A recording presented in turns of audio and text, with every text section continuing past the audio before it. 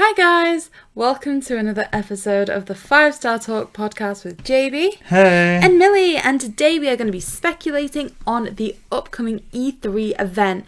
Now, so many people are hyped that Nintendo is on the bandwagon with this because so many amazing Nintendo things have been announced through this event. We saw the introduction of Odyssey, and so honestly, it seems like there's only big things to come. So some real things to get excited about here. So we're going to be talking through all of that today, guys. What we would like to see, what we're hoping for. And as always, drop in the comments what you want to see happen at E3. What's your predictions? So from what I can tell, it's pretty much a Nintendo Direct, but within this huge E3 event, which I think will be streamed online as a normal Nintendo Direct. So, I think straight off the bat, we are to expect no Pokemon content whatsoever. I think that will be a separate Pokemon Direct. So, no Diamond and Pearl remakes, no Pokemon Snap preview, although that's going to be out, I think, before E3. When is E3 exactly? Let's get that out there. You know what? I actually am not sure. So, I'm going to do a quick goggle. When is E3 2021? And hopefully that comes up with some decent results. I think it's... And of course this was cancelled last year, right? Yeah. So this is 2 years in the making as opposed to just the standard one. So obviously COVID and things interrupted. So I'm not saying there's going to be double the amount. But let's hope there's a little bit more than what we'd normally get. Yeah, so it's saying it spans from Saturday the 12th of June to Tuesday the 15th of June. Ooh, so still a little way off. Yeah, it's surprising though, because I was getting the impression that it was relatively soon. But with that into consideration, I think that there's an awful lot that they can show. For example, when they spoke about Breath of the Wild in the Nintendo Direct a while ago, a couple of months ago. Yeah, they said they couldn't give us any footage yet, right? Yeah, and now this is pretty much, I want to say, half a year now that they're going to do it. So it's in, E3's in 2 months or so? Yeah, when was the last Direct? I think 2 months ago, so that's 4 months. Just shy of half a year. So you'd have thought that they would have come up with something. But other than that, I really, I guess the dreamy things. I really want to see another Mario Odyssey game. Yeah, I like that. And I really would like to see a Mario Kart 9. Because I think that's kind of long overdue. We've had Home Circuit, but I don't think that could have been considered the next mainline Mario game. Okay, so Millie's going to throw a controversial opinion out here. Ooh. I don't want Mario Kart 9. Why? Okay, hear me out. I loved Mario Party 8 so much. It had such a special place. And then 9 and 10 happened, and 9 and 10 were nothing in comparison to 8. And now we're on Mario Kart 8. And that's... Have I just said Mario Kart instead of Mario? No, you said... Yeah, Yeah, so we're now on, Mario Kart 8. And this is, peak. It's amazing. We love it. And then, Mario Party 8 was peak. We loved it. And it's just kind of are they just going to create 9 for the sake of creating 9? Is there anything really new they can add to it?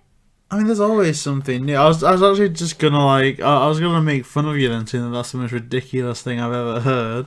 But I kind of get what you're saying. They definitely have found a game that they've found, real goodness in. It's one of the best. I think it is the best-selling Switch game. Yeah, Mario Kart has it's just perfect. It's just nice.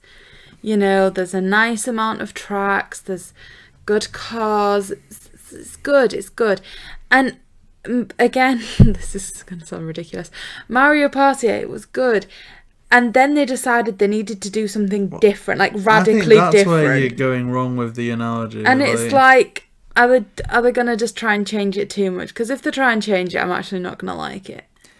I get that, but again, it's the type of thing that someone would have said about Odyssey when they'd grown up with Mario 64. They can always improve, and I think because they made such a great Mario Kart game, at the end of the day, that was the same Mario Kart that was on the Wii U, and I think now they need to literally switch things up for the Switch. They don't need to make a radical thing. I think that's what Home Circuit was, kind of branching off into something new. I would just like to see a Mario Kart game with a load more characters. Say take the character amount that they've got now, double it. I won't use them because I'm like loyal to Luigi. But who? There's loads of people. Okay. So they could do like a retro thing for the anniversary. Even if, you know, they like reskinning characters. You know, there's Gold Peach, there's, you know, Pink Gold Peach. Well, why not make a Mario 64 Peach, a Mario Sunshine Peach? They could have Egad from Luigi's Mansion, maybe even some more references to Luigi's Mansion. Cappy, that would actually be a very interesting choice. Could you imagine? There's like a Cap style car, maybe it'll be like a load of bowler hats arranged in a certain way. Cappy can drive his little car around some of the kingdoms. Like, they've had so many Mario games at this point. You could do a Bowser's Fury one.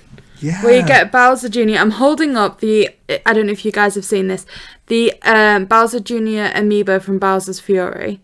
And there's this little, like, flotation thing that Bowser Jr. is in. You could literally have them in this kind of car, right? Yeah, or how about this? Different courses. So, Mario Odyssey came out at the start of the Switch's life cycle, and Captain Toad kind of jumped on that. They made some Captain Toad levels, but there's so many amazing kingdoms in Odyssey that they could make Mario Kart tracks about. And going back to what you were saying about Bowser's Fury, could you imagine starting the race in a kind of nice, peaceful beach area? Yeah, and then it starts raining after like lap 2, and then Fury Bowser pops up and starts like throwing fireballs stuff at the cars. Oh, yes, I think great. that would be amazing. There's a lot that they can do. Even if they just called it Mario Kart for the Nintendo Switch. Same with Mario Kart Wii. I would go for that, you know. I really would. Just a Mario Kart for this generation. I think I'm going to be stubborn with it. But I can see, like you said, that Bowser's Fury course, I think I would love that. And here's the thing. One thing that we really liked doing at the start of it was playing the new battle mini-games like Renegade Roundup. Imagine new courses, new tactics, new obstacles.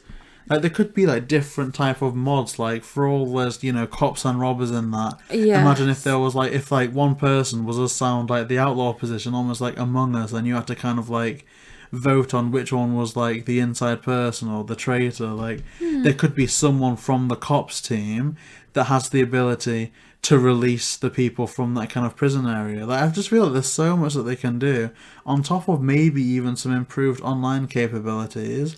Yeah, I guess that's one thing that Nintendo could do quite considerably, and that's improve online. From everything to Mario to Animal Crossing.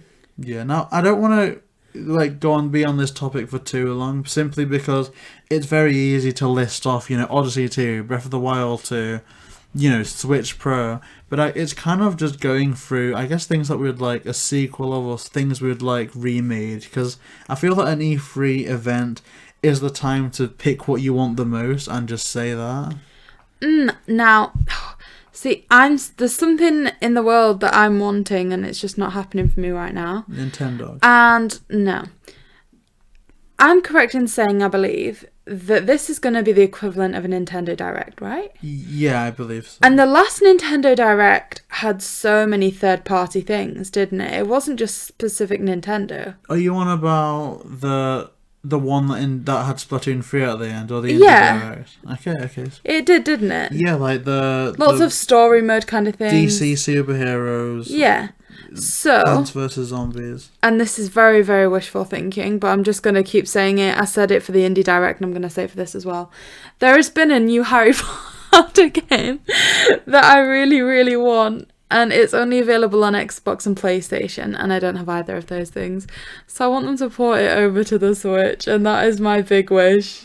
I would like that, because the thing that I always didn't really like about the Harry Potter games, I was addicted to the Goblet of Fire one, but I always wanted to not have to just be Harry or Ron or Hermione, to be yourself, almost like a Pokemon game, where instead of waking up and, you know, the mum in the game saying, you know, Professor Oak's here, you have to choose if you want a Squirtle or a Charmander, it's, you know, Millie wakes up, an owl is mysteriously there, and then it just cuts to like a cutscene of you getting your own personalised Hogwarts letter, and then you can just go crazy with it, and I feel like the creativity in that game would be amazing. So honestly, that's the main thing that I want. That being said, though, I am not sure about the quality of that game because there's some massive, names. For example, the new Avengers game that came out, that to me was a great concept. I really wanted to play it, but it was only on Xbox and PlayStation.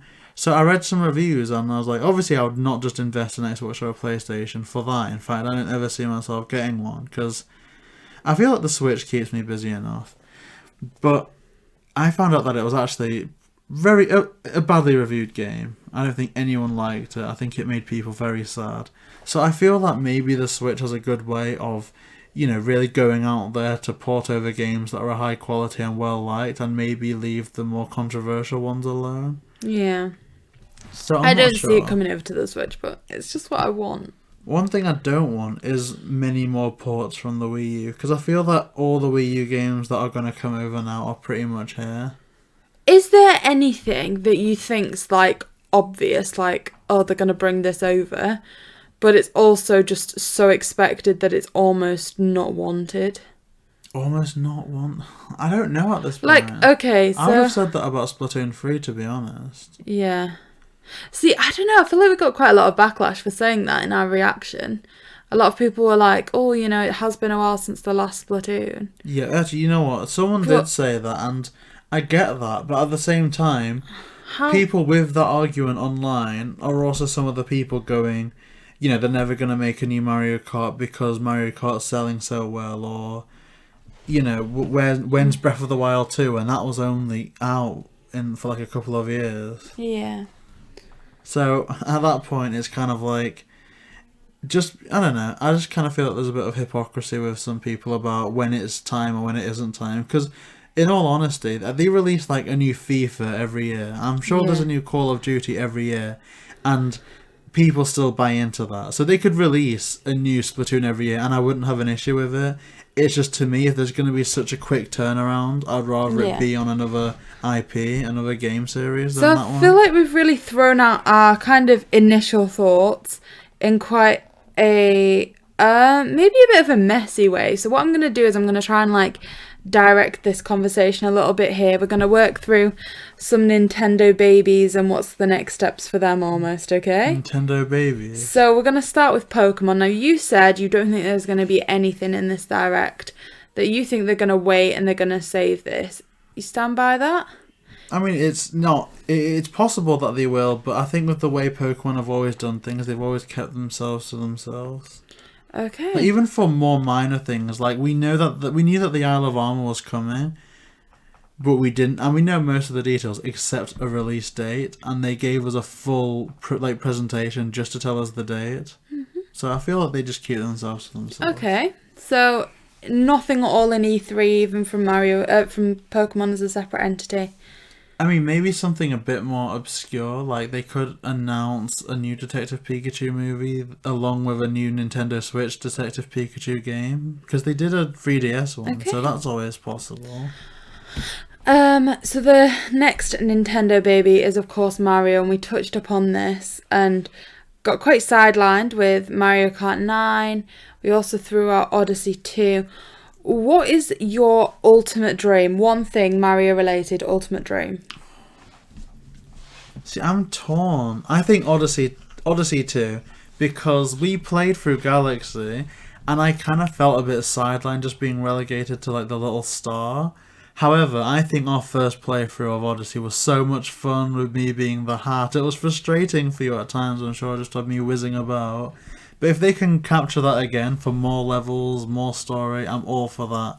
However, close second would have to be the Peach home circuit. Oh, I'd like that. And what would be the bottom of your list for what they can do with Mario? Be it something new that they could make a sequel of, or a port that they could do.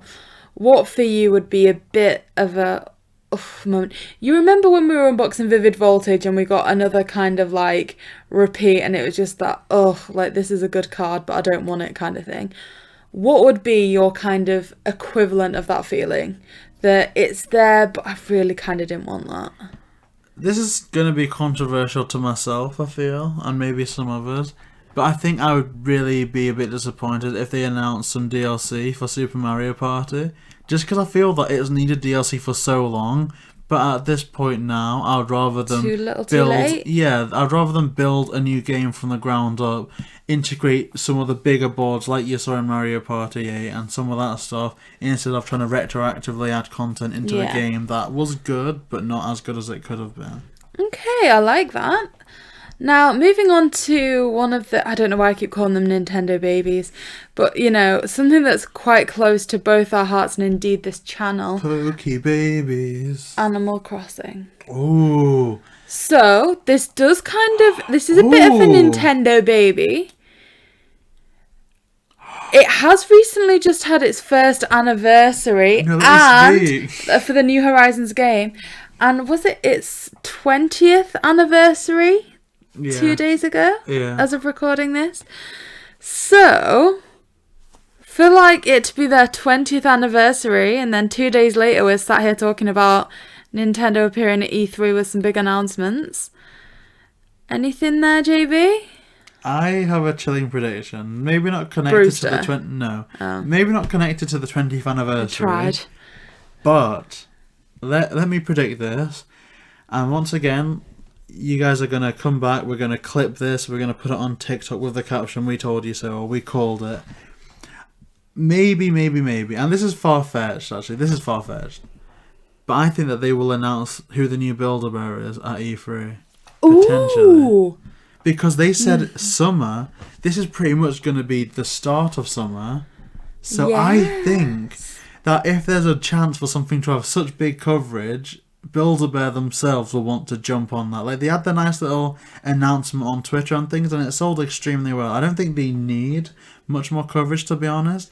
But if it will attract traffic into the physical stores where Tom Nook and Isabelle will both be restocked on top of another character, I think they would. I think we've speculated to the point it's going to be KK Slider. 100% KK Slider. So I think they're going to fake us out a bit. Maybe they're going to do this thing where it's an Animal Crossing setting. People are going to be going crazy. You'll see all these reaction videos going, "Oh my gosh, is this a new update? What's going on?" And then they're going to have KK Slider there playing a little tune.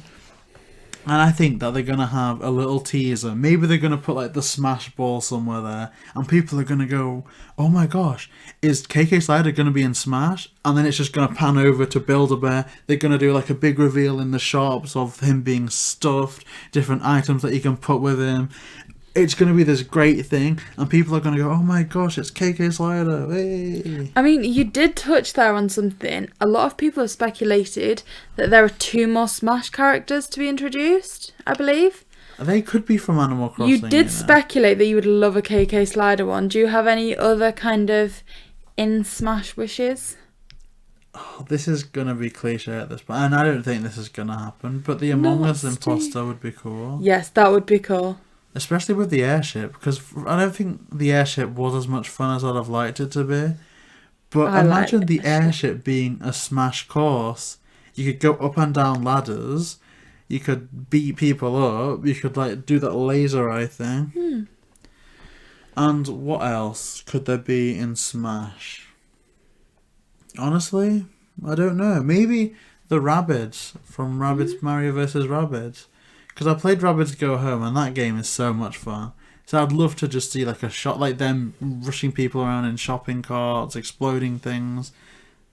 That game. If that game came on the Switch, I'd be very happy. Because I was addicted to that game for the longest time. Okay. What about you? Do you think Animal Crossing will get much of a feature? Yes, I was just going to try and take this back to Animal Crossing. I'm hoping it gets a mention. It's managed to kind of cling on, I think. Like, even for the Mario kind of... Was Mario a direct, per se?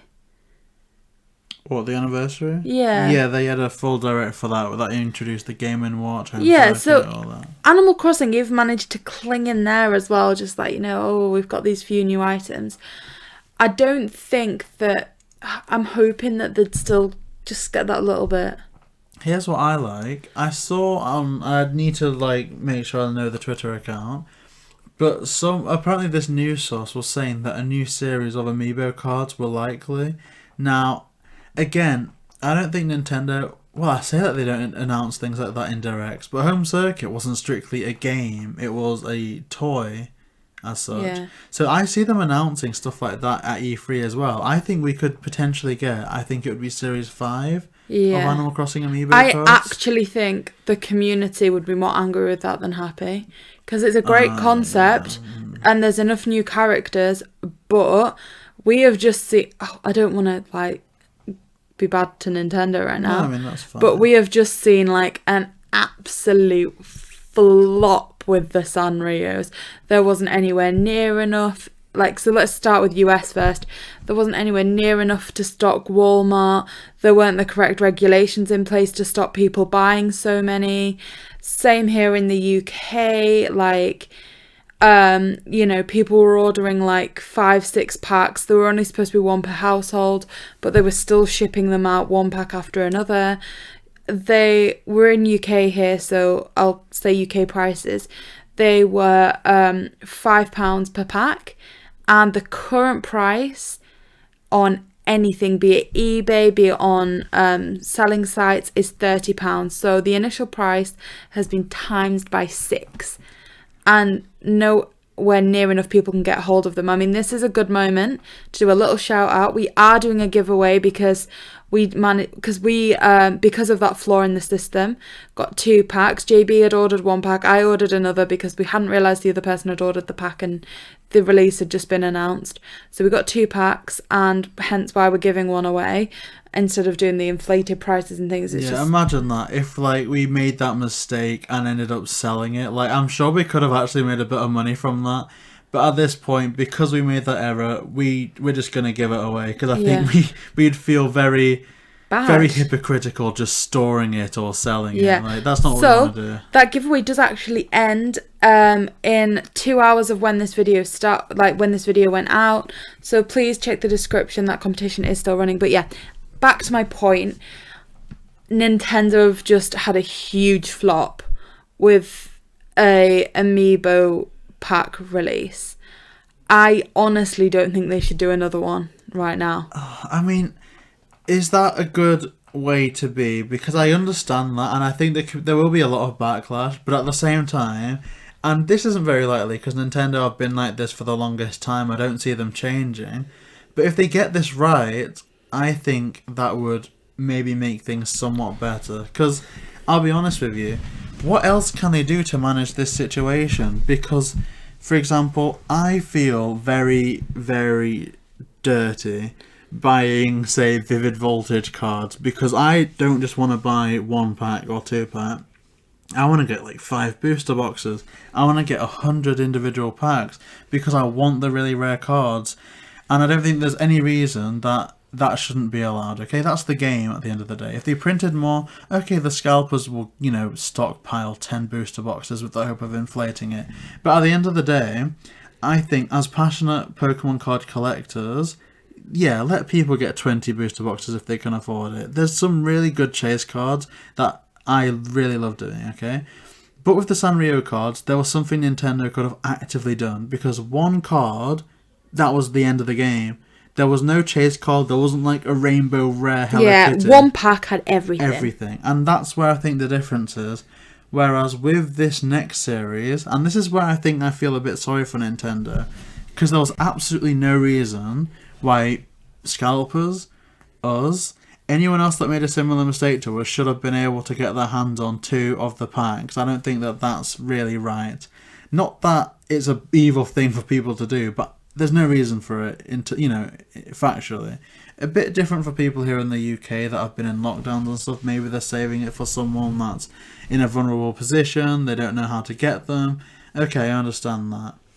But with this new series, if they do the same thing that they did with Sanrio, but a bit better, I feel that people would still have stuff to criticise. I don't think it would be fair to compare a new series of cards that have different NPCs, different characters, to a series that 1 pack is the end. Yeah, I mean, I'm going to say that if Nintendo were even thinking about doing something like this in the Animal Crossing community again, they really need to stop and think, because I still don't think it's fully caught up to them how big New Horizons is. there was a huge lockdown. They sold 10 times the copies they were expecting to sell, and this game was big. And ever since then, the supply, the demand just hasn't been there. When they've restocked any Amiibo card, there hasn't been enough. It's been scalped considerably to the point where you can be paying about £30 instead of £3 per pack. So, it's escalated 10 times what you should be paying. There's just never been enough supply. And that, I think, has been the case for anything that's been done surrounding New Horizons. And honestly, I do think it's purely because they weren't expecting to ever do this amount. So they aren't familiar with what numbers they need to make.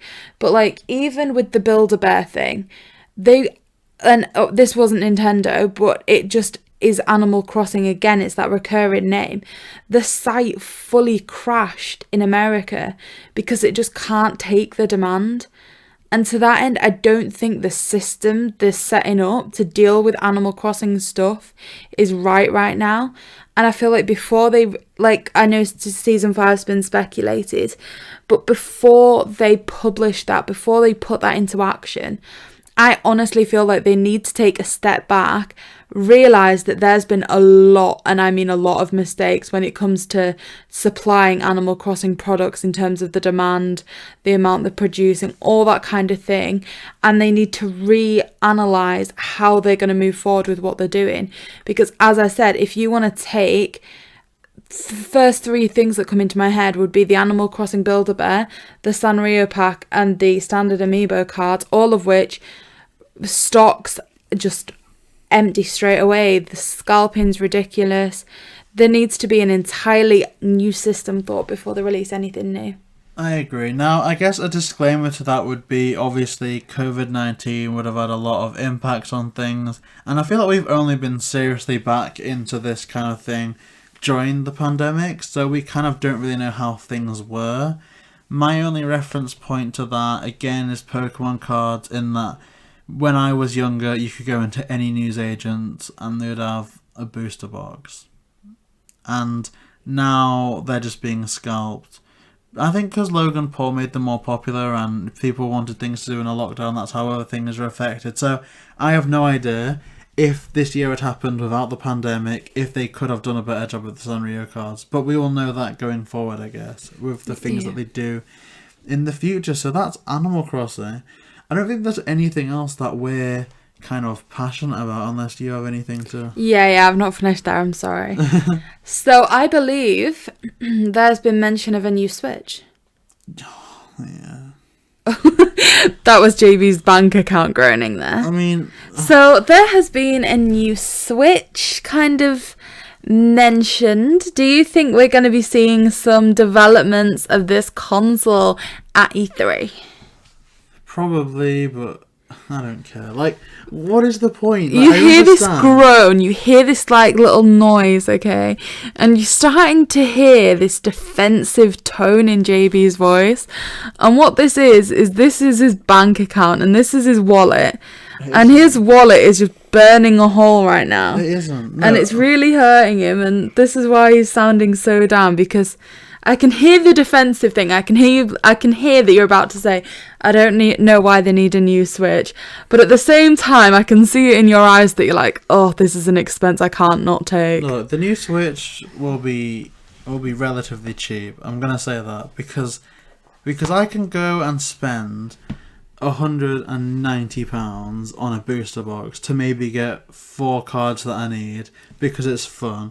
Again, I can spend whatever they want me to spend on this Switch Pro because it's fun. And yeah, I will do it. I'll do an Alex C&D. I'll go to the nearest Nintendo shop. I'll camp outside. I'll bring my dinners. I'll vlog it. I can do all that, 100%.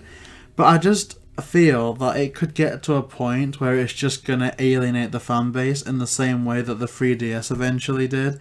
So I had a DS, just a plain DS, and I only wanted to upgrade to the 3DS once the Sun and Moon games became 3DS exclusives. Even though there was one system, some games worked, others didn't unless you upgraded to this new console.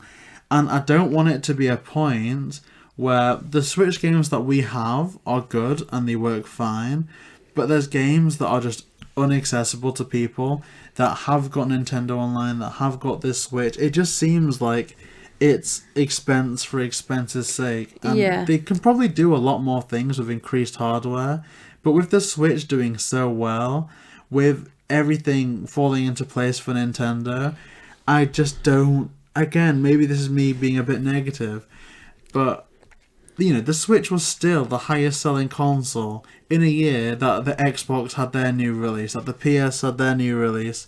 And I just don't want this to be something else that people begin to scalp, that, even if it is in abundance, there's going to be an expense for people, that it's going to be, oh, well, these are these games, these are those games, that works on this system, but not that system. I just think, that they're doing well. And what then? Is it going to be a situation where there's still Joy-Con issues? Like, are they going to be better Joy-Cons that people can buy separately? I think Nintendo needs to be reminded of one thing, and you're going to scream at me when I say this, but Wii U. They had the Wii, they had this amazing console. It was the best seller of, all time, okay? And then they introduced the Wii U and it flops. And there's certain games, and you can only get them on the Wii U, but it's still not worth it. People still don't do it. Yes. Because the Wii was incredible, and it didn't offer enough that was different, other than the gamepad, to be like, oh, what's this? It wasn't sufficiently different. And it was one of the worst selling consoles that Nintendo's had. They stopped producing them, I think. And it was just... There's no support for it. Like, Netflix doesn't even work on it anymore. It's gone. It's like the Wii U never happened. And then you get the Switch. Similar to the Wii, top selling figures, one of the best things Nintendo's ever had. Like, Nintendo's revolutionary. And, they hit it again. They really did it. And it's like, oh... Let's make the same mistake again. Let's make a few modifications to this amazing thing that we have, because everybody's going to want the next generation of the amazing thing, which they didn't the first time round. And again, it's just going to happen. It's going to be a flop, and they're going to try and launch new games. And okay, so I'm going to call in our friend Harley Q here, who is an amazing game collector, and the first set of games that she said she was going to collect was she wanted to try and collect every Wii U game because it was achievable. And that's because the Wii U flopped so much that they just stopped making games for it, and that's why it's achievable to try and collect everyone. That's why, hence why that's possible. And I honestly just predict the same thing for the Switch Pro. People love this console. It's what got them, honestly, this console's going to go down in history because it's what got so many people through the lockdown, all this kind of thing. And I just think it's going to be the Wii U all over again. I do not want to patronise people. That's the last thing I want to do. But at the end of the day, it's like a thumbnail. Why do some videos get more views than others just on thumbnail alone? It's because if someone is opening anything, unboxing something, playing a game, it's nice to just have JB and Millie play Mario Kart Home Circuit. That's fine. People might click on it. But if we put it in a dangerous situation, stick 3 red arrows pointing towards it and one with a red circle around it, people are going to go, oh, that's interesting. Again, that's why the Wii was so successful, because there was a 2-minute advert. Everyone of all ages were watching someone make a swinging motion and it hitting a tennis ball. That is something people can understand very easily, and it sold. When the Wii U came out, and again, I love the Wii U, it's one of my favourite consoles, people were kind of like, oh, that's awesome, but it just looks like the Wii's got an ugly controller. Now, the Switch did so well, because the first game that came out, there was someone playing Breath of the Wild, which I'm not personally that into, but it looked amazing. It's a fully fledged Zelda game that people really were excited for. And then you know what happened? The person playing it got off their settee, took the Joy-Cons, put it into the console, and then picked it up. And that same picture was on the little console. That's something that's easy to understand, and that's why it sold so well. With the Switch Pro, they're just going to be, look, maybe this game looks a bit better. And that's not good. They can make the most gorgeous looking Odyssey 2, but if it's alienating a percentage of people that loved Odyssey on the Switch, maybe even bought a Switch for Odyssey, I just feel like that's a bit of a you know. There is one company that I can think of that gets away with doing that, and that's iPhone. Yes. Like every year, Yes. it's pretty much the same thing, but there's a new number of graphics in a camera or something. But it has worked its way up to doing that. Like, I remember the iPhone 4, and there wasn't this hype around iPhone back when it was the iPhone 4. I think it's like they have earned their place. They have earned where they can put the number after everything, and they can pretty much remake it that way. Whereas Nintendo very much, I want to say that it's innovative. It needs to always have new concepts. The Wii, there was nothing like it. And we've said all this before on this podcast with again, mentioning Harley Q there. But we were saying, I believe to them that Nintendo has always been before everything else. When the Wii was invented, Xbox tried to bring Kinect in. They tried to mimic that kind of sensor bar thing, but it just didn't happen. Nintendo's always been so far ahead, but every time they've tried to just piggyback on their first idea, that doesn't work, because they are known for going huge movements ahead, to the point where if you're just going to make a little change, it's not actually going to be something that people are going to fork out the hundreds for, that you're going to try and charge. And it's like, if you drive over something and it pops your tyre, you aren't going to reverse, drive forward and risk the back two tyres as well when the front two have just popped. And it's just like making the same mistake again. And I think if they aren't careful, the mistake they made with the Wii U is the Switch Pro.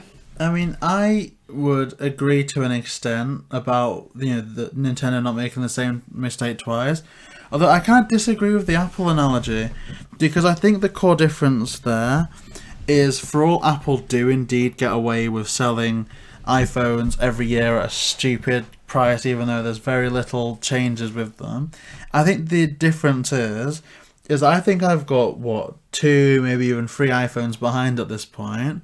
But just because a new iPhone comes out doesn't mean I can't play this app, doesn't mean I can't have this application anymore, or they stop support for this app. It's just, there's so many iOS updates forward before it becomes obsolete, and even then it's usable. I'm interrupting you right now because that is actually slightly incorrect.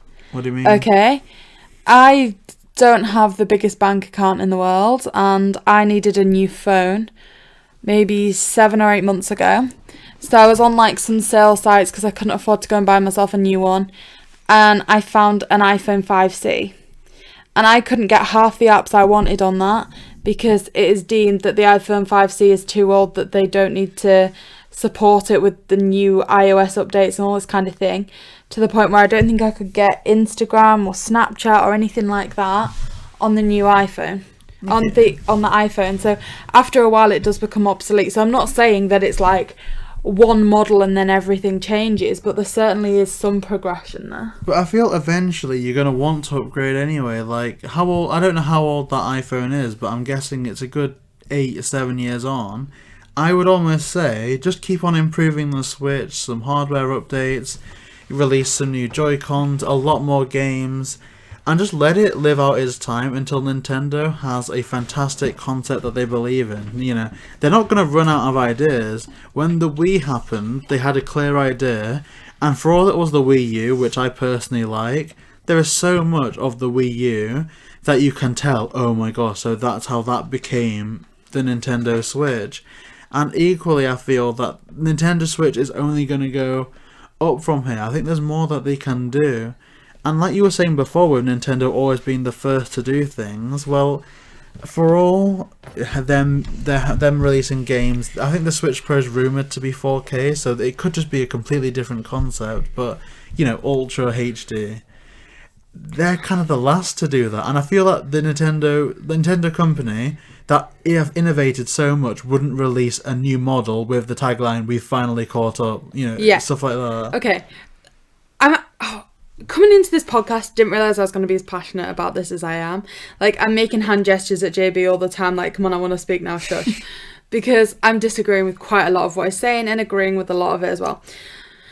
So in terms of the Wii U, the new Switch being 4K, quite frankly, I might be on my own in saying this, but nobody cares. Yeah. Okay? For the people sat at home on their PlayStations and Xboxes playing Call of Duty and wanting amazing graphics, yeah, fine. I get why you'd want 4K, that's fine.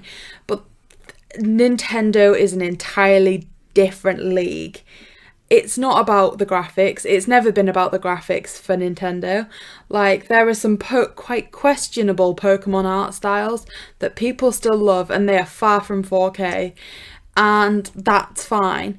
Pokemon is about, like, a family thing, I think. Fun. Far more than it is graphics. And quite frankly, I don't think I know one person who is going to be that bothered that you Nintendo can get for the those questionable Pokemon graphics in 4K, because quite frankly, it's just going to highlight how questionable they are. Yeah, I'm sorry. No. I know you love Pokemon Dungeon, but no, Dungeon. That's not a question of graphics though. That's art style. Art style and graphics are completely different things. But Nintendo isn't an ugly company. Like, Odyssey looks amazing. Luigi's Mansion looks amazing. I just feel that you're right. Like, no one plays Nintendo because, oh my gosh, that looks so realistic. It's not. I might be wrong, but I don't think it's for the immersive experience that you might try and get from PlayStation or Xbox. See, I don't know. I feel like with that, it's just because I think with a lot of the taglines for that is that it's almost like you're playing through a movie. Like, it's got to a point where some of the cutscenes in PS4 games or PS5 games look like it's real life, like a Pixar thing or like a genuinely live action thing, which I don't think even lends itself to the kind of cartoony world of Mario or anything like that. And could you imagine hyper realistic Splatoon? However, what I will say, I would happily play a Pokemon game that has the art style of Detective Pikachu, because that was awesome. That was genuinely awesome. Do you know what? Like, I feel like I'm an absolute snob when it comes to game graphics. I really am. Like, when I decide if I'm going to buy a game or not, or when I decide whether or not I'm going to play a game, I watch some game footage. Stardew Valley, I play it, it's good, but on the graphics alone, I wouldn't buy it. The art style of Pokemon Dungeon, I've never played it, wouldn't play it. But the art style of, as JB was saying, some of the Mario Odyssey game, for example, Pokemon Sword and Shield, which I know is controversial, but the art style of both them games, the graphics in both them games, absolutely love it. And like I said, I'm a proper snob, like a real snob when it comes to these game graphics and the art styles and things. And regardless of how much I like the sound of a game, if I don't like the graphics, I will refuse to play it. And yet, you know, Nintendo's really hooked me on quite a lot of games, so I'm happy. I mean, look, Mystery Dungeon art style is good.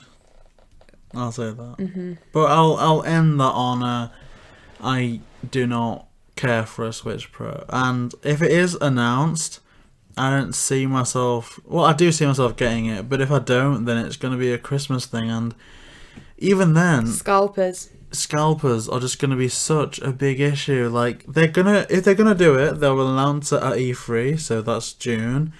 We're going to release it in November, so it's just in time for the big holiday release.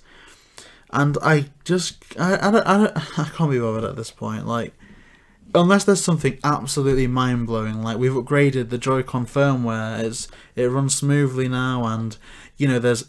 Look, if they have backwards compatibility to something crazy like 3DS, or if it had a more expansive box, like let you play some discs on it, maybe even like Blu-ray DVDs or something, fine. If they're gonna do like a super supreme Nintendo console, then fair enough.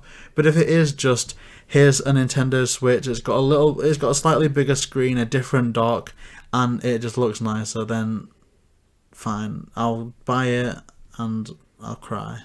That's it. See, I don't even know that we will buy it if it is that. Surely. But I don't feel that we can't not at the end of the day. Like, I predict that we'll still be content creators then. And how can we not in that position? That's the issue that I'm having. Ordinarily, I don't think I would. Ordinarily, I would have got the Switch for Sword and Shield, maybe got 5, 6, 7 more games that I really liked. But then that would be it until the day that they say the next Pokemon game will be on the Switch Pro, and then it's, oh, okay, I guess I need a Switch Pro now. Because I literally only got Nintendo Switch just for Pokemon Sword. They can't have games that's just for a Switch Pro, surely. I mean, they had games that was just for a 3DS. So... Okay, hear me out here though. With the 3DS, there was a little corner on the game cartridge that stands out, correct? Yeah. So we're going to know whether or not they've altered how the shape potential for the game cartridges, right? Yeah, I'd say so. If they don't alter the shape of possible for a game cartridge, then I don't think we need one. But then they have to make it so people need one, or it is just going to flop like the Wii U. Like, if we can look and say we don't need one, then a lot of people are going to look and say we don't need one. And it's going to be, like, what's the point then?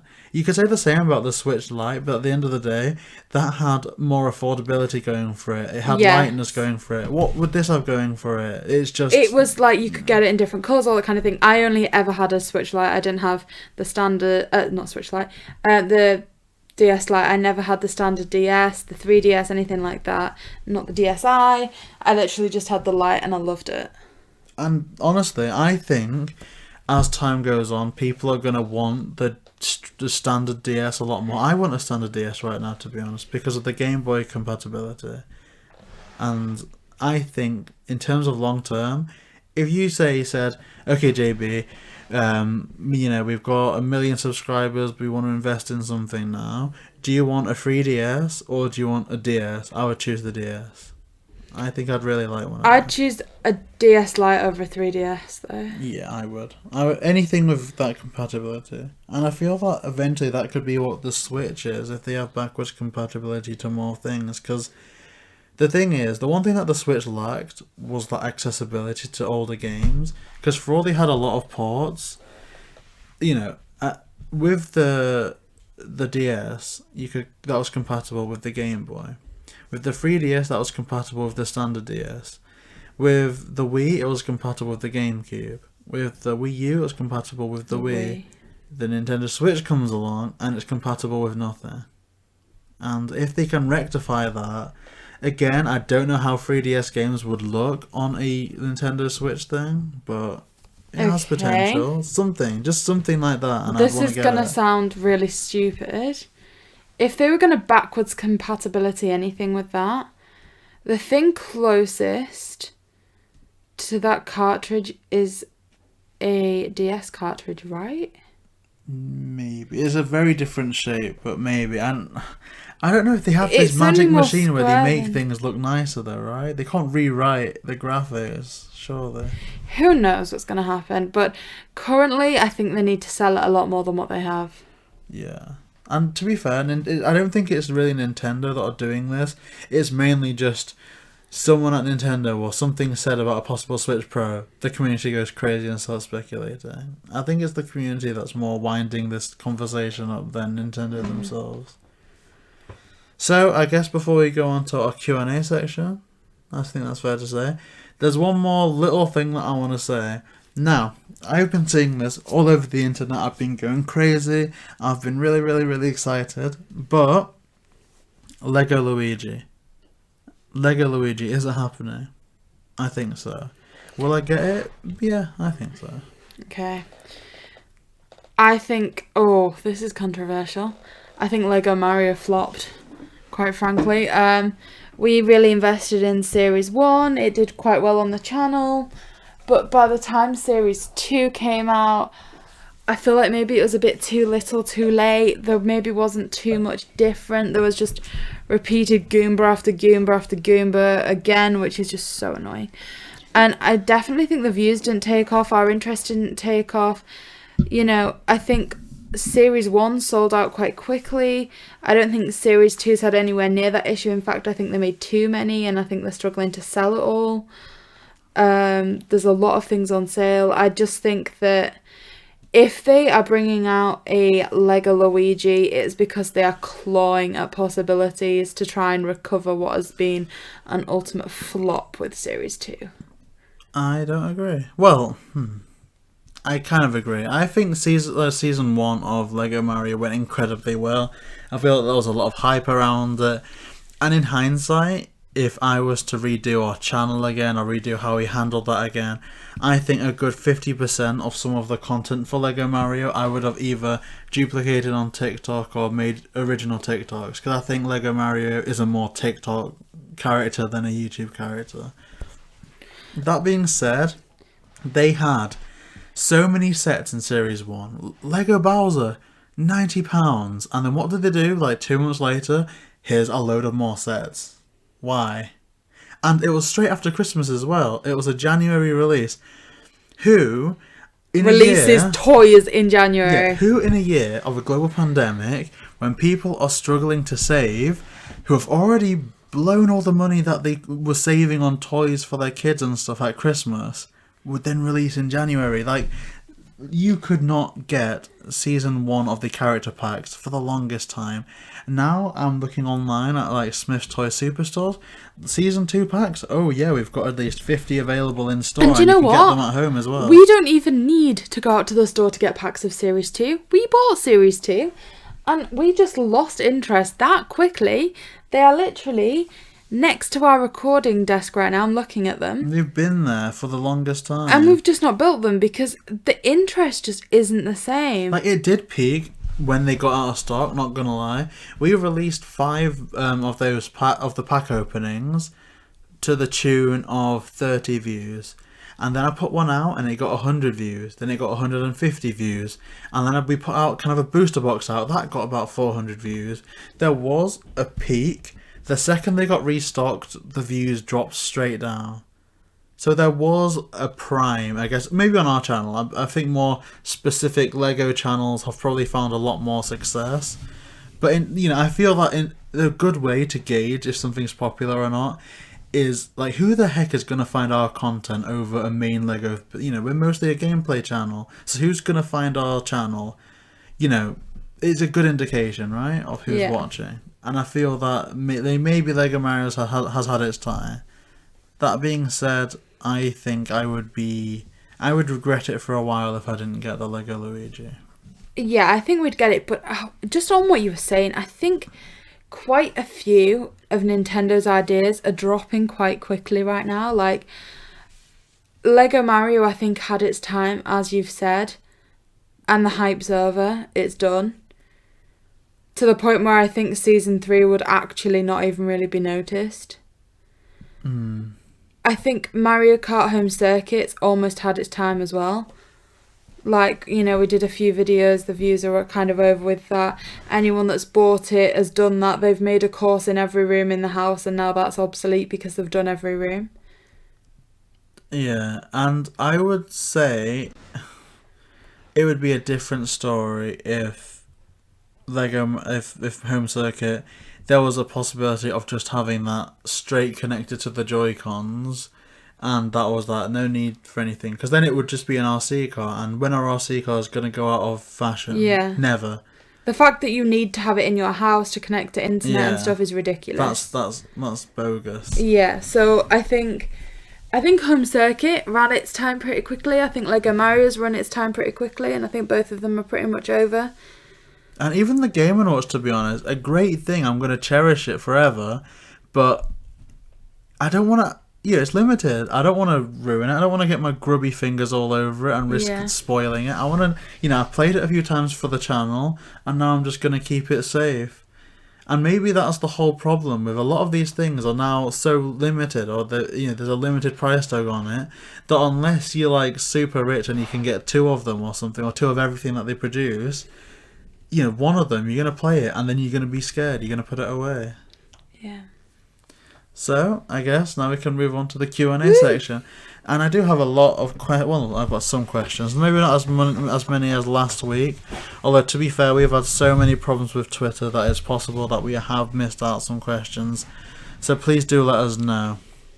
So as usual, I will ask them. I'll keep them anonymous for now, unless it's specified in like a future thing that they want their name said. Okay, let's go. Now, this actually, I don't know why I just said that, considering this is the first question we got. We can in fact say these because it's very obvious who this is. So Jason asks, what are your initial thoughts on the looming task of World 4 Castle? So I can let you respond first, then I'll respond. My response is that I'm just getting some motivational speeches ready for JB, because as you know, I don't really run these courses. World 3 was amazing. A great job. We both enjoyed that so much. But yeah, JB's told me that there is some rising lava in level 4. And so not only is he very stressed and scared about that, I'm having to prepare a lot of motivational kind of mantras and things so that he doesn't end up throwing the Joy-Cons. Yeah, and I did re-listen to that, and I didn't throw the Joy-Cons in the second Mario Maker. I'm sure you did. No. I re-listened. The only time I've ever thrown Joy-Cons was on that Rage video for 3D World, but I was very close. Honestly, World 4 Castle, Jason, personally I really like you, but you've definitely got a very evil side, I'll say that. You're definitely my number one enemy right now. But honestly, I'm excited because for all episode level 1 I really loved, level 2 I kind of didn't like as much, level 3 I adored. I kind of feel that all that experience is eventually going to add up to the point where for all level 4 is going to be a bit more challenging, similarly with level 5. I would like to think that at some stage I'm going to get more competent to the point you're going to get in their head. Yeah, where I can tackle some of these tasks a bit more. So I am excited for it, but again, you know. Oh. Yeah. Although to be fair, it may come out slightly later than usual, as I assume, because usually we premiere an episode of 5-Star Talk on Sunday, and straight from that we go straight into recording Jason's levels, whereas I'd assume this Sunday we'd be finalising things for the giveaway. So it'll still probably come out on Monday, but it may be a bit delayed. But still, I'm not going to do anything to avoid it. So the next question is there anyone who inspired you to make a YouTube channel? Honestly, this is going to sound really cringy. My main inspiration was JB. They'd done YouTube a little bit before, and so I just kind of wanted to join in what fun they were having. We were at the time watching a YouTube video each day when I'd made us dinner, so I think as we ate dinner at home, we'd watch one of Chase Crossing's island tours. So I guess they were quite inspiring too. Yeah, I would agree. Now, honestly, this is going to sound a bit surprising, but I was initially inspired by a podcast that I used to listen to when I was a bit younger, and I listen to still now, called the Pokemon Podcast, or PKMN Cast. And they are obviously a Pokemon podcast. And just the idea of podcasting, I absolutely fell in love with it. For the longest time, I really wanted to have my own podcast. To the point when we were cleaning out the basement the other day, Millie found my old artwork. It was the ugliest thing I've ever done in my entire life. I made just a yellow piece of card, printed out a picture of Empoleon, who's my favourite Pokemon, put one of the old retro iPods into the Empoleon's flipper, like it was listening to it, and just put it on the top in like standard Pokemon writing, like JB's Pokemon Podcast. And that was it. I never recorded an episode, but you know, you are too cute. That's how that went. And now we're on episode 20 of this podcast that I'm really enjoying doing. Woo. So I think that was kind of my main inspiration. And obviously people have inspired us to continue. Obviously everyone in our sub box, the wise words of Nintendo Guru. Honestly, yeah. But in terms of making the channel, it would have to be them. And obviously, yeah, Chase Crossing. So the next question is, aside from Animal Crossing, what has been your favourite content to record for the channel? Honestly, right now is definitely Vivid Voltage. It's probably our most... I don't want to think about this. It's our most expensive investment, but I'm loving it. Yeah, I think that would be my kind of top one. Here's my thing. It's in YouTube terms, it's thoroughly unrewarding so far. So we do spend a bit of money on it, I think it's fair to say. I do like to be conscientious when editing it. Obviously, I'm not a great editor. I'd love to be able to add in some music cues to when there's going to be something good so we can get some hype going on. But I do try and cut out some things. I'll try and add in some music and level it nicely. But it gets us very few views, very few likes, very few comments, to the point where I'm pretty sure people are just trying to catch premieres of it to write down the code cards. And yet, I don't want to admit this as such, but I love Animal Crossing so much.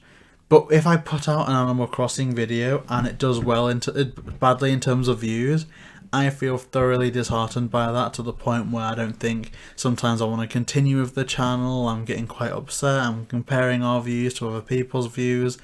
And yet, when a Vivid Voltage goes out and it doesn't do very well, I don't care. If it's entertained one person other than me, other than us, I'm happy, because I have had an absolute blast recording them. Yeah, just the excitement. So, honestly, maybe that's actually the best thing that I think we record at the moment, in my opinion. Because even if it got 0 views and a dislike somehow, I've had a blast filming it, so I'm happy. So, here's interesting. What is your best and worst sibling story? Okay. My brother sometimes watches our channel. Oh dear. Okay, so we're gonna start off with the best, because I want a bit of positivity.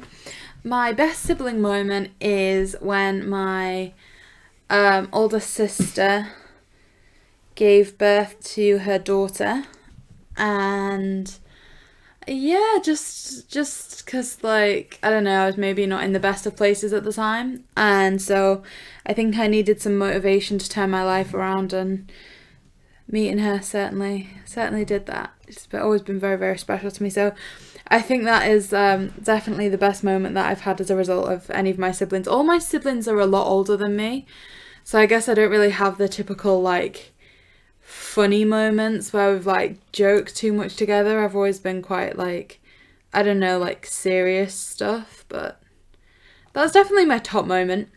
My maybe the worst one, and this is going to be a bit more funny, and like I said, he sometimes listens to this channel, so please forgive me.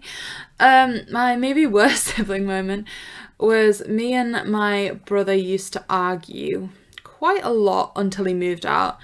And there was one point when I was quite young, I think I was maybe 8, and me and my mum had this cleaning routine every weekend where we'd clean one room of the house and then she'd read me a chapter of an Enid Blyton book. And my brother came around, and I think the way that I'd explain it as young stroppy me was that he was being quite controlling, like, oh, you need to do this room, then this room, why do you get a break, don't take a break, do this, do this. And I was like, I'm not doing that. And we started, like, pushing a door at each other. And slamming the door, trying to, like, hit each other with the door. And he was like, do it. And my mum was, like, kind of taking my side, like, no, we have a system. And I just turned around to him and went, you're not my dad, and hit the door as hard as I could. He hit it back at me, and the door just fell off. And my dad does get really angry, so we had to, like, try and fix it before he got home. But, like, yeah, that was a bit of a bad day. Yeah. I mean, that sounds very dramatic and very scary. Yeah. The closest sibling that I have to me is 9 years older than me. The one above them is 15, 16 years older than me. And then there's 2 even older ones than that. There's such big age gaps that I guess I don't have the kind of comedy stories that I think we're about to hear from JB. So, best and worst. I mean, I don't think the worst sibling story is a comedy. Like, I don't know. I don't really get along with my sister whatsoever, to the point where I actually am kind of hesitant to even include them as a sibling, I think it's fair to say. Like, we're not mortal enemies as such, but it's definitely a situation where we haven't messaged each other for the last 2-3 Christmases. We're not really getting along, and I don't know, I guess just the worst sibling story with them is just kind of how they are. For example, they obviously didn't want me anywhere near their wedding, and yet if they message me out of the blue and I'm too busy and I don't respond for like 2 days, there's been situations where she's like called my mum to complain about me ignoring her. So yeah, just kind of the way she is my worst sibling story. In terms of best sibling story, it's obviously with C. This is good because C is amazing. Yeah, C has had a lot of like places on this channel. They've done some amazing drumming videos. We've had them on this podcast. So yeah, I would just like to... C's the closest thing I've got to a younger sibling, which is what I always wanted. So yeah, big support there. I love him. C is amazing. And I had a lot of funny stories to tell. A lot of funny things, like the amount of times that my parents had to run down and shout at us because we were playing on 3D World and we were screaming. Or well, I was screaming and playing Mario Party. But I think a moment that stands out to me is one of the first times that we played a game together. And I think it was New Super Mario Bros. For the DS. There was like this awesome game mode where one of you could be Mario, one of you could be Luigi, and you had to run around this course getting stars, and you obviously could ground pound people and steal their star. But it was just so cute because I was just there on my DS, and he was just such a tiny baby to a point, and I'm pretty sure this is not a great thing to admit because there's obviously a lot of controversy about young people becoming addicted to technology. But he had this system where he would obviously hold his DS with 2 hands, but obviously on his right arm he would have rested his milk bottle so he could still keep drinking milk while playing on the DS. Oh, and I think that's probably one of my best moments. He's so sweet. See, okay, because we did... Oh, I want to throw a couple more in here because there is a few, okay? Because JB, like I said, I just love how JB is with his brother. It's adorable. So I feel just to give this questions, it's kind of like due diligence. We are going to provide a couple more of their fun memories. So there was this one you guys were telling me about at dinner tonight. When they were younger, they had this holiday home in Cyprus. And when JB and C's parents had gone to sleep... they used to play this game where you had to crawl into their room on your knees. You had to try and get to the far side of the room and back again without them waking up. So what JV used to do, because C was the younger influenceable brother, all that kind of thing, he used to send C in first. He'd wait till C got to the far side of the room and then he'd burst out laughing to wake his parents up, run back to their room and leave C stranded in their parents' room to fake having a nightmare or something. No, it wouldn't be to get him in trouble. It would just be, I would just be so giddy that he got to the other side that I'd burst out laughing, and then I kind of ran.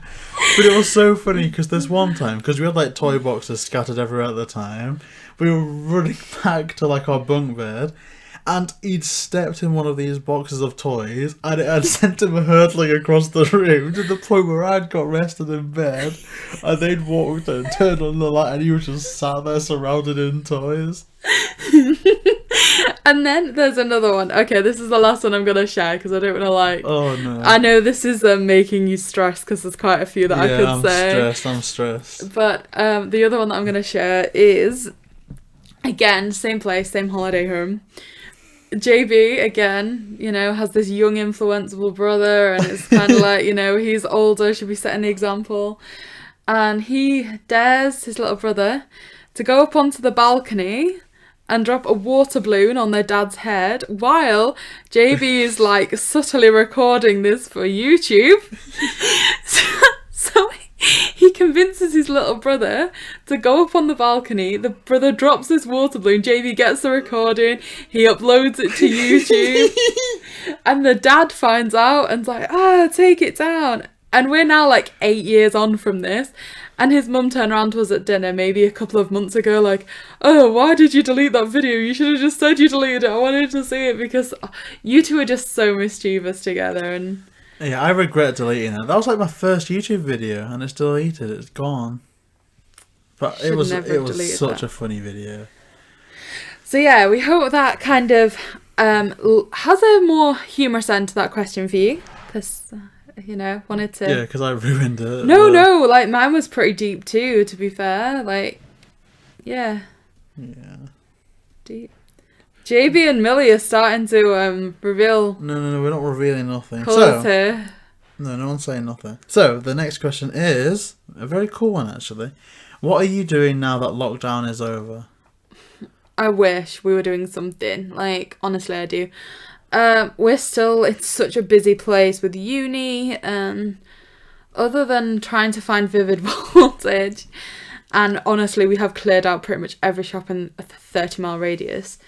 Other than that, like, honestly, it's just pure uni and channel at this point, right? Yeah, it's literally just what's on the timetable. And honestly, if it wasn't for things like a 5-star talk coming out every Sunday, and, you know, we kind of have some extra work to do on Thursdays, I don't think I'd know what day it was. No, I'd agree with that. So what is the first thing you did after lockdown? I'm trying to think. I'm sure I just had a nap. I think we went to buy Vivid Voltage. You know what we might have done? Did we? Because the shops reopened. We did a click and collect, and then the shops reopened the next day, so we decided to go back the next day and go into the shop. Whoa, was that when we went to the desk? Because we had to do multiple, or was that when we physically were allowed in? Well, the day lockdown was over was the first day we actually went in. The day before that, you just had to go to the desk outside, remember? So lockdown ending was on the Monday? Yeah. And did we go? When did we go? We went on the Monday, I think. Huh, okay, yeah. I guess that would be the first thing we did then. Well, I guess the first thing that we did that we couldn't have done before, I think we heard about it and then I might have just slept. I don't think I was that excited. JB likes his naps. I don't know. I like lockdown. The first lockdown I really enjoyed. Peak. I think if it wasn't for the first lockdown, I would never have Do you know posted what? to YouTube. Life, honestly, I think I'm going to look back at my life and say the best part of it was that first lockdown. Because obviously there wasn't really any work or anything. JB and I had our own house then.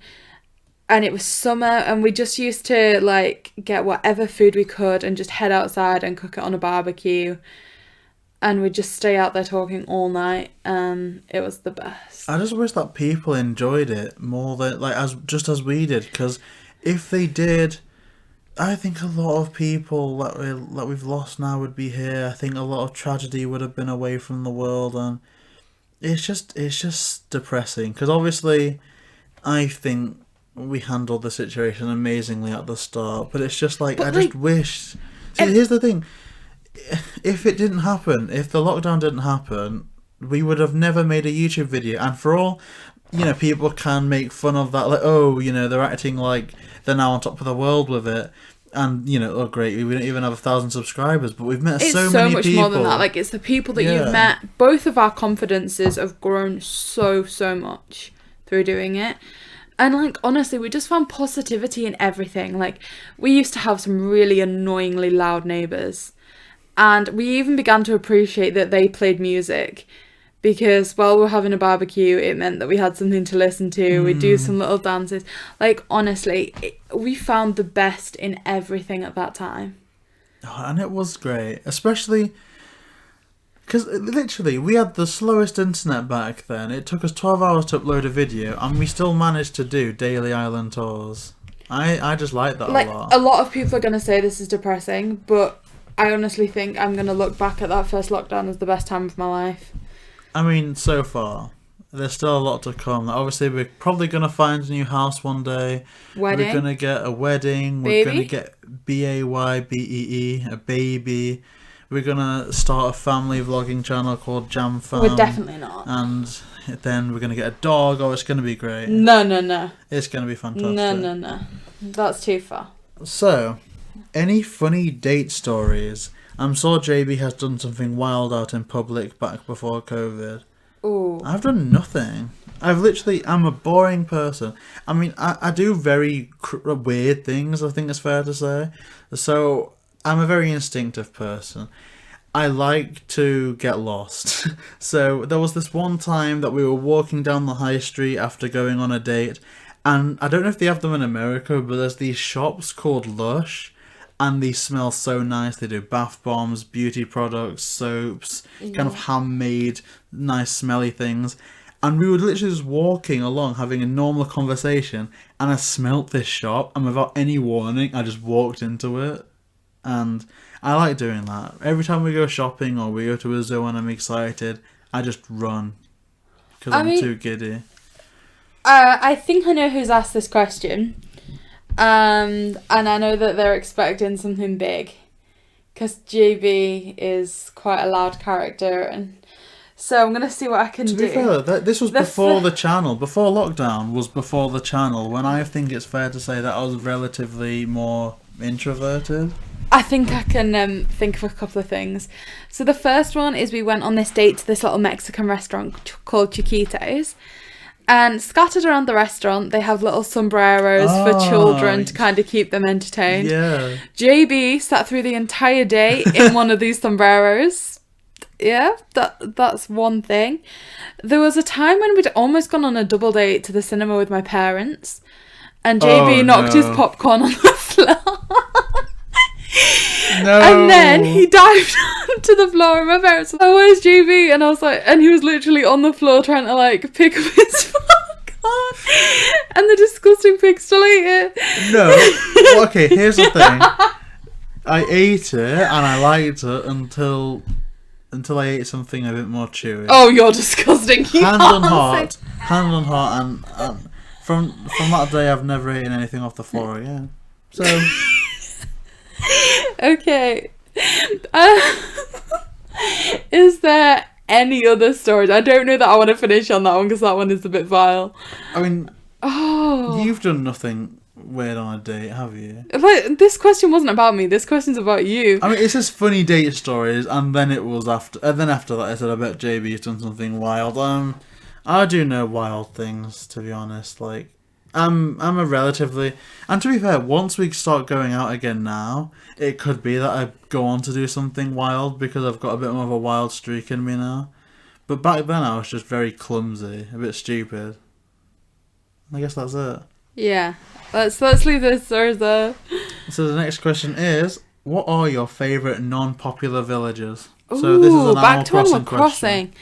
I'm going to let you go first because I know you feel very strongly about... Gruff! Yes. Gruff! Mine, I've got too many though. Lily has a little bit of recognition. They're my ultimate favourite and I don't feel like they get enough credit. Bella, I love. Again, not enough love for her out there. And other than that, honestly, species-wise, I just love the female kangaroos with the little babies in the pouches because they are super cute. One of our first villagers that we moved into the island with was Sylvia. And yeah, she's adorable. I love her. And a little baby.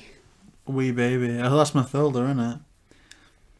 Okay, so I think it's time that we switch up the scene because we have a new type of question here.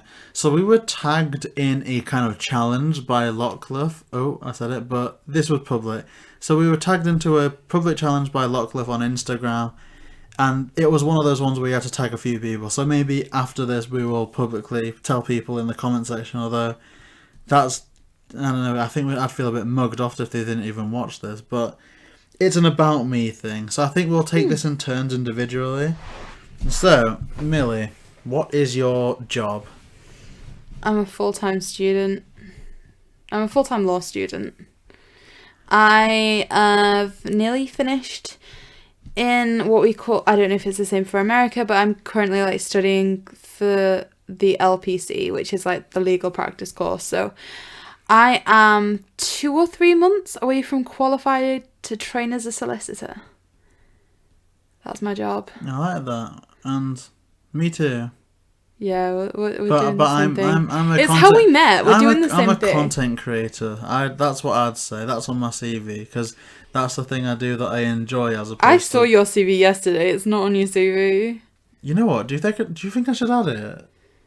Maybe it's like hobbies. Hobbies, Firestar Talk podcast, villager hunting, island tours, vivid voltage extraordinaire. Fueling Tom Nook's addictions. Well, no, Tom Nook's a crook, I'll say that. Okay, next one. What is your hobby? Oh gosh, I actually don't have any. What do you do in a podcast? What do you don't have any hobby? Yeah, so I guess the channel's like...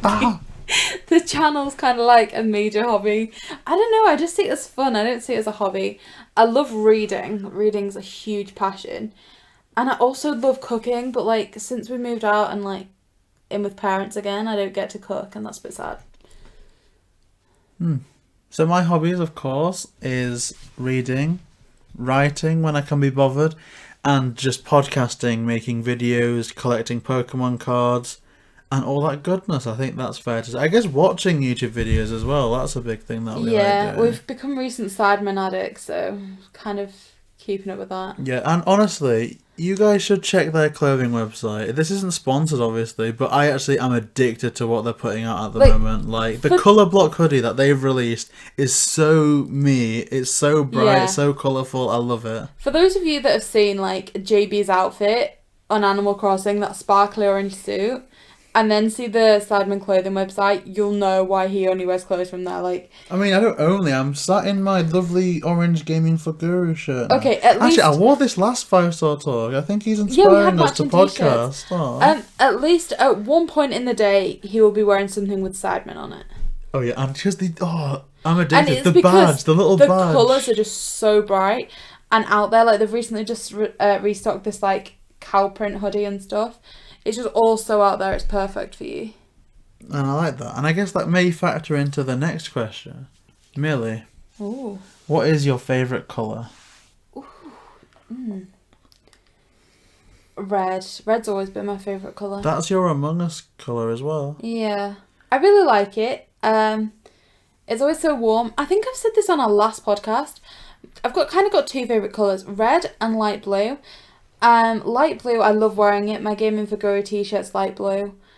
And ultimately, the reason I like both those colours is because, and I think I associate it with weather, I really like it when it's freezing cold outside, like thunderstorm or snowing, and then I'm really warm inside with the blanket. So the light blue represents the cold and the red represents me being warm. So it's quite weird, but they're my two favourite colours and the associations and why. I like that a lot. Oh, we no, did stop answer it. that. I Stop won't rumble you this week. So I have two favourite colours. I have three favourite colours. Orange, obviously, JB. Purple and green. Make of that what you will. And Millie has some theories, and they're not true. Don't make me take the mic into C's room, please. They're not true. Next question. They're not true. Daphne. So, no, not Daphne. So, what is your favourite show? I assume that's TV show. Ooh. See, I used to watch TV so much as, like, a child and a teen. And now I've met JB, I just want to spend all my time... This is so cringy. I just want to spend most of my time with him, so I don't really watch TV as much anymore. What I do enjoy watching when it's on, I've recently enjoyed WandaVision. I really like Death in Paradise. We watched that quite a lot. That's it, really. I don't watch too much TV anymore. No. Oh, Netflix series, because we watch a lot of them and we're hoping for some new series. I really like You. I don't know, I kind of don't want to say this because there's an age rating on some of these and we do get some younger audiences. Yeah, so viewer discrepancy. I don't watch anything like... I mean, I like Pokemon anime, but I haven't watched that for a few years. Lock and Key was another Netflix one, but again, may not be appropriate for everyone. Yeah, like, if any of, like, our child audience is watching this, anything with Netflix that we've just said, please approach with caution. Yeah, so, then, yeah. So this is a very weird one. But what is your favourite scent? Oh, I love vanilla. I really love vanilla. That's probably my favourite scent. I also really like cinnamon. Oh, if it's like bath products, so if it's like body wash, shampoo or conditioner, I love coconut. Oh, coconut. My other favourite scent, okay, and this is like a JB one. JB's mum always gets him this gorgeous aftershave and body wash. It's this brand called Molten Brown, and it's... Yeah. Oh, what's the scent? What is it? It's something and... Is it cinnamon? No, not cinnamon. Is it charcoal and something? Oh, I don't know what it is. I just know I love it. Yeah. It's a scent that I've only ever known JB wear, and I absolutely adore it. It's something on cedarwood. Charcoal and cedar. I don't know. But we'll find out later. It may be in the show notes. My favourite scent is that as well. Yeah, the Molten Brown. Because I'm a narcissist. What is your favourite beverage? Ooh, orange Fanta. Mine is probably coffee. I like coffee a lot. What is your favourite flower? JB and I have a flower. So again, this is so cringy. It's a chrysanthemum, not just any chrysanthemum. It's got kind of red, yellow, orange leaves. Kind of like a blend of the three. The tips are like yellow and the center's red. It's cute. Can I say the same thing? Yes, because I don't think you'd know any other flowers. Well, my runner-up would be if I could find an orange hyacinth or whatever, because of what JB has in his head, and I'd like to have one in my head. Okay, what is your favourite season? Winter. I love it when it's cold and just getting to like snuggle indoors. I think spring, because winter is lovely, but it annoys me because I hate the thought of slipping on ice. Summer to me is too warm and you're expected to be outside all the time. Whereas spring is just kind of nice. It's just there. It doesn't and you hurt get the anyone. cherry blossom on Animal Crossing. Then again, I have hay fever, so maybe not. What is your favourite instrument? Ooh, I always wanted to learn to play the piano. Yeah, I play the saxophone. Not very well, not very often, but I do play it and I want to play it more. What is your favourite food? Enchiladas. Pizza, maybe. What is your favourite holiday? I guess, Like, yeah, where you've been, the favourite place you've been. is it not holidays and like Christmas and stuff? Is it? Oh, fine. What's your favourite holiday? Like Christmas, Easter, Valentine's Day, bonfire night. It would be birthday? Christmas. I don't really like any. Okay, I love Christmas, but I preferred our Halloween than our Christmas, to be honest. You broke your glasses at Halloween. Because I was apple bobbing and I stepped on them. I did this weird manoeuvre. Maybe Christmas. Overall, it'll have to be Christmas. What's your favourite snack? I'm trying to lose weight. I can't have snacks. Honestly, this is so bad.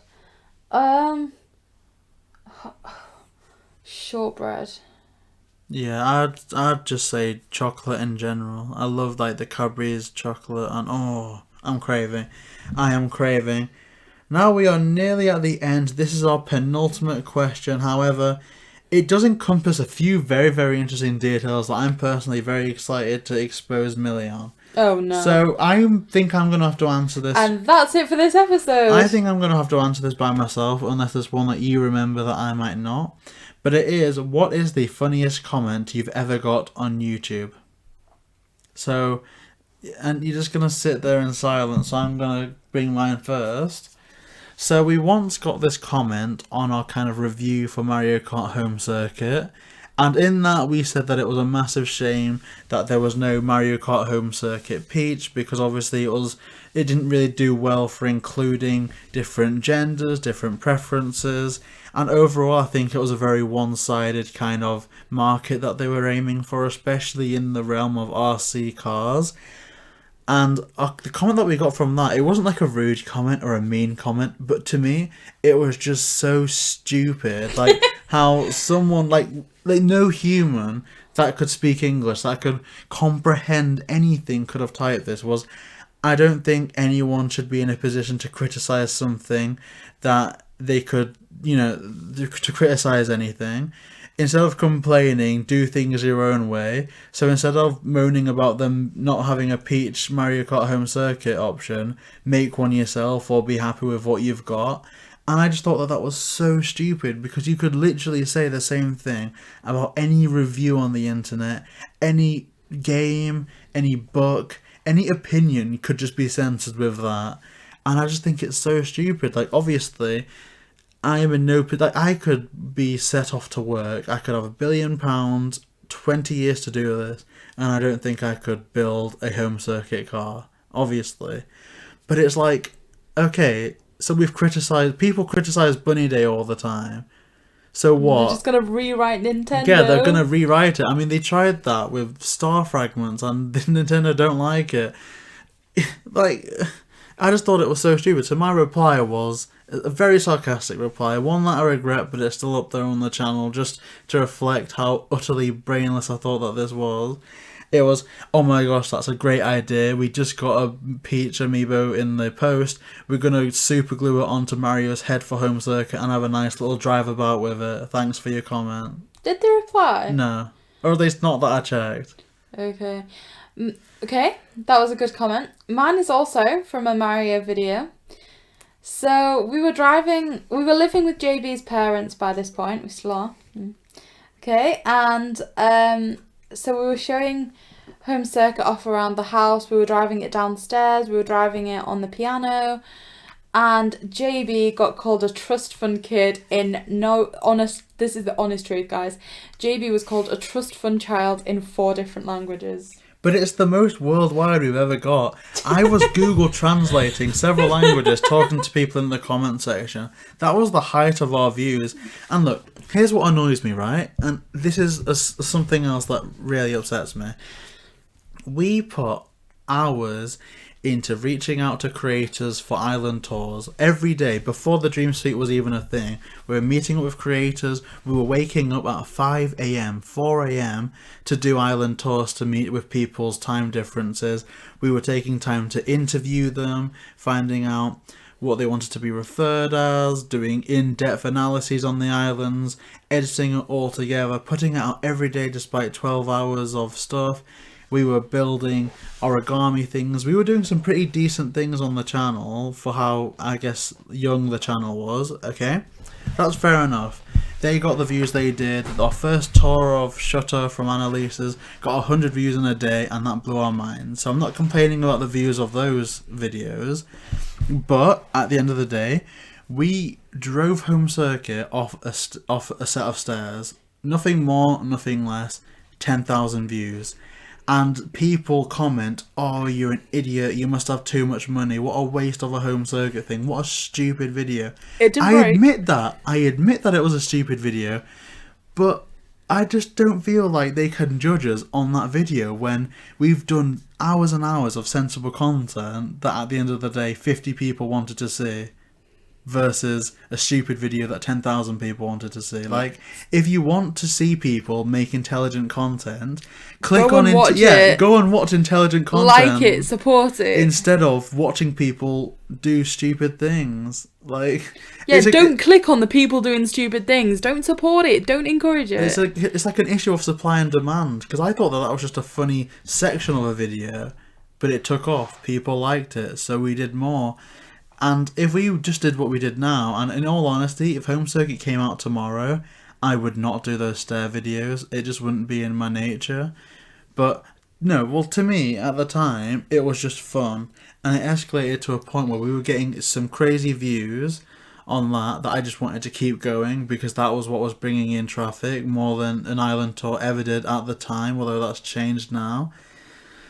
But if we just did what we were doing now, we were doing unboxing, we would review it, and we would do a few proper courses, and that would be it. Yeah. Okay. And I was going to say you had some very elaborate ideas that we still didn't do. Yeah. I mean, yeah, there was maybe a few too many stupid videos, like strapping fireworks to it, and like it's just, I don't know, it's got to a point where I feel like I've gone off on a mad tangent about that, but it irritated me for the longest time that we were putting hours of work into videos just for the stupidest things to be the most viewed, and that's what upsets me. So, what is something you do / a habit that you don't like admitting to? So that's you, or do you want me to go first? You go first. I guess I've just got this weird thing where I've become addicted to fidgeting with the top part of my lip to the point where I'm sure there's something wrong with it now. I don't know. It's a stupid thing, but I've become addicted to it, and that's it. But in terms of, I guess, pet peeves, I think it then just comes back to focusing too much on numbers, which I hate, but it's just become a thing. I guess, I don't know, my worst habit is my sleeping pattern. What do you mean? Like, I'm awake now and it's 1 a.m. I probably won't get up till like lunchtime tomorrow. To be fair though, if we had our own place, there would be no restraints on when we could record or not. As it is, the only sensible time to record is when everyone else is asleep. So that's like 11 o'clock onwards. Like even this podcast was so difficult to record because they've got into the habit of watching Breaking Bad at full volume until 1 o'clock in the morning. Yeah. That's the issue. Like, if we weren't content creators, our sleeping pattern would be alright, but we'd be lesser I guess for it. my other bad habit is just speaking too loudly all the time. Loudly? And frequently. I just can't shut up. Well... I like being loud. Like, and if there isn't a noise, I'll just sing or something. Yeah, I mean, that scares me frequently. So, do you have any pets? Or do you want to get any pets? Come on then, let the internet know. No. Let the internet know how evil you are. No. Why not? We have 2 dogs. Well, JB's family have 2 dogs that live with us. There's a gorgeous little Shih Tzu that I love and the Shadow, which is a big dog. JB. I mean, they've been featured on the channel multiple times, especially Shadow, like in so many Vivid Voltage videos. Barks. It's annoying, but I think some people actually quite like it. Like, I know Carla, well, like, the first thing... Like, we did a video and I apologised for the dogs barking. I think it was in our second 3D World video. And I apologised, and she was like, oh my gosh, like, what dog is that? That's so cute. And I was like, oh, okay. Am I going honest with this? Like, in terms of future pets and opinion of pets? Well, I want a pet snake. That's not happening. No, I just want a nice dog. I'd like a husky. I don't want pets. This is like a big sticking point with JB and I. Like, I was never allowed pets growing up, so I am most certainly not in a position to deal with it. Like, you know, we were tidying up the house for JB's parents, and like, I just get lightheaded at the smell of pets. I just don't like it. So I honestly don't see me ever managing to have a pet. Yeah, but you weren't allowed a law degree when you were a kid. So, but you're in a position to deal with it now. No, yeah, but like, honestly, just the smell of pets. Like the dog was at the table the other day and I like physically just couldn't eat my dinner because I just couldn't deal with it. Like, I'm just not good with pets. We'll have a rabbit though, right? Or something. We'd have something Yeah, I'd cute. happily have a rabbit.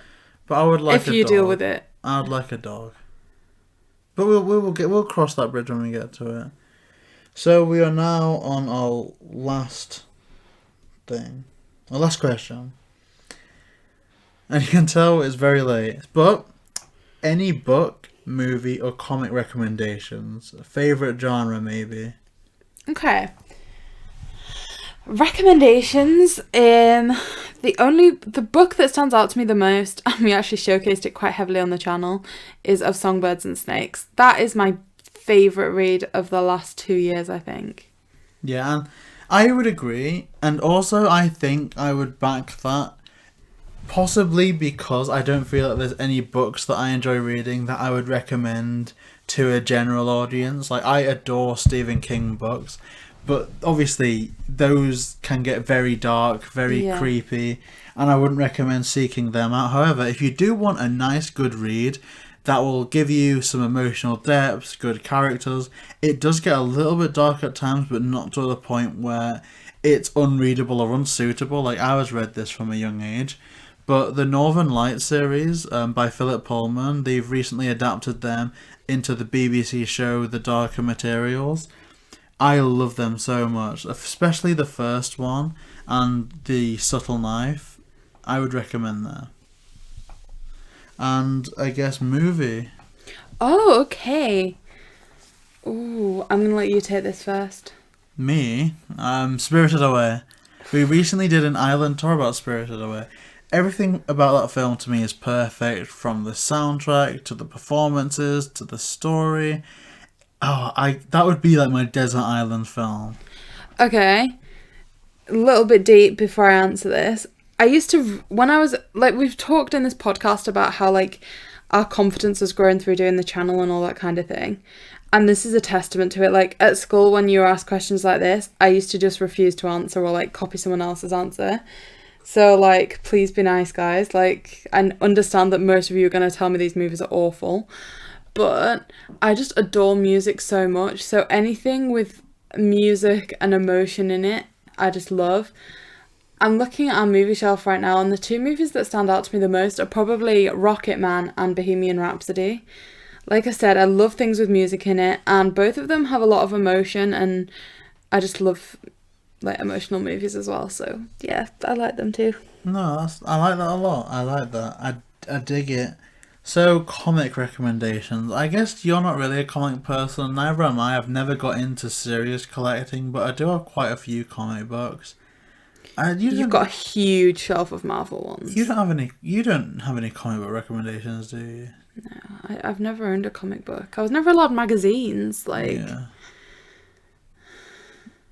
Oh, you said that you would. Okay, never mind. I'm not even going to open that. Okay, comic book recommendations. I don't know, but what I will say is, in preparation for both the Civil War movie and the Age of Ultron movie, I ended up going into Manchester, I think, with my mum, and I picked up the Civil War graphic novel, which was the full comic book compilation, and the Age of Ultron one, expecting that it was going to be more or less a translation to the films, and in fact, it was so much more than that. Like, Civil War encompassed the Punisher, like a bit of spoiler alert, a betrayal from Spider-Man, some identity reveals. Equally, Age of Ultron involved time travel, Wolverine, Ant-Man. Like, it was so much more than what I thought it would be. And so if you've seen the movies, don't go into these graphic novels expecting that. But I can't recommend them enough. I mean, a bit more on that. I remember just before we went to watch Endgame, maybe a month before that, we were living at home at the time, and you came back to your parents' house to pick up your comic books of Endgame, I believe, to look over them. Do you remember doing that? Yeah, there was like a two-parter of like the Infinity series and the Gauntlet series that actually starts with the snap. Oh, we sold a few of my comic books, and thank goodness I don't regret which ones we sold, because I kind of regret that, but I think it was a necessity at the time. Yeah. And I think it was mainly just the DC ones that I wasn't too interested in. So, I guess that is a 5-star tour. It says favourite genre here, but I don't really have a favourite genre. Maybe just fun genre. Indeed. And guys, before we wrap things up today, I would like to remind you that we do have that Sanrio giveaway wrapping up in 20 minutes time. If you were in the premiere, so you've watched this live, there is 20 minutes left. So please, please, please check out the description where the video is telling you how you can enter that giveaway. If you have not yet had the Sanrio cards, we are trying to help somebody else get their hands on them, so please check the description. JB has linked that below. So guys, we hope you enjoyed this episode of 5-Star Talk. As always, if you have a question you'd like featured on next week's episode, please comment that below. And remember guys, we have some good things coming up for this podcast. We are going to be getting some guests and things going in the next few weeks, so please remember to subscribe and turn on notifications so you don't miss that. So guys, for variety Nintendo content including Animal Crossing, Mario and so much more, please like, comment and subscribe. JB and Millie.